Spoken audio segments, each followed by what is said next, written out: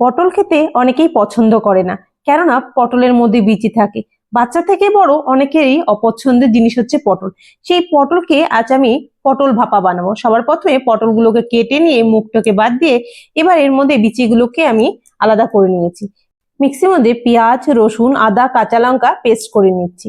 আবার সেই বীজগুলো যে আছে পটলে, সেই বীজের মধ্যে আর একটু চিকেন দিয়ে পেস্ট করে নিয়ে অন্যদিকে যেহেতু পটল ভাপা বানাবো, পুরটা বানাতে সবার প্রথমে কড়াইতে তেল দিয়ে আমি আদা, কাঁচা লঙ্কা ফোড়ন দিয়ে এবার যে আদা, পেঁয়াজ, রসুন যেটা মিক্সি পেস্ট করেছিলাম সেটা দিয়ে ভালোভাবে নাড়াচাড়া করে একটু তেল তেল ছেড়ে দিলে এর মধ্যে দিয়ে দিয়েছি আমার যে পটলের বীজ আর চিকেনটা ছিল সেটা দিয়ে নাড়াচাড়া করে তার মধ্যে নুন, হলুদ দিয়ে একটু জিরের গুঁড়ো ভালোভাবে মশলাটা কষিয়ে নিয়ে এবার পুরটা রেডি করে আমি নামিয়ে নিচ্ছি।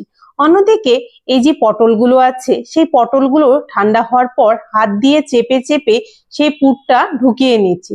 এমনি কাঁচা পটলে কিন্তু ঢোকাবো। তারপরে যে মুখটা আছে সেই মুখটা বন্ধ করব কি করে, আমি টুথপিন দিয়ে ভেতরে ঢুকিয়ে দুটো করে টুথপিন দিয়ে আটকে নিয়েছি।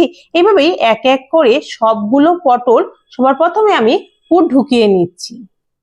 অন্যদিকে ওই কড়াইতে তেল গরম করে এবার একে একে কাঁচা পটলগুলো যে পুর ঢুকানো ছিল সেগুলো হালকা লাল লাল করে এক এক করে ভেজে উঠিয়ে নিয়েছি।